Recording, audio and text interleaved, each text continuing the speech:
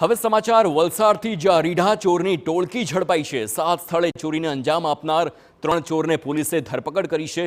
ચોર ટોળકીએ વાપીમાં જૈન ઉપાશ્રય અને તબીબના બંગલામાં ચોરી કરી હતી। આરોપીઓ પાસેથી દાગીના અને રોકડ રકમ મળી 26,26,000નો મુદ્દામાલ જપ્ત કર્યો હતો। આરોપીને પકડવા પોલીસે 200થી વધુ સીસીટીવીની પણ તપાસ હાથ ધરી।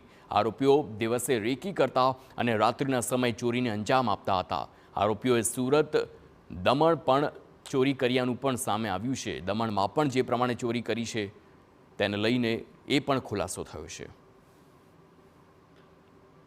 ત્રણ જે આરોપી છે, રાહુલ, અજય અને શિવા, રાહુલ, અજય અને જે પકડવાનો બાકી આરોપી ગૌતમ, બધા એકબીજાના સગામાં છે અને શિવા એમનો મિત્ર છે। આ ત્રણ જણા સુરતના અલગ અલગ વિસ્તારોમાં કડિયા કામને મજૂરી પહેલાં કરતા હતા। ત્રણ આરોપીનો ગુનાહિત ઇતિહાસ પણ છે।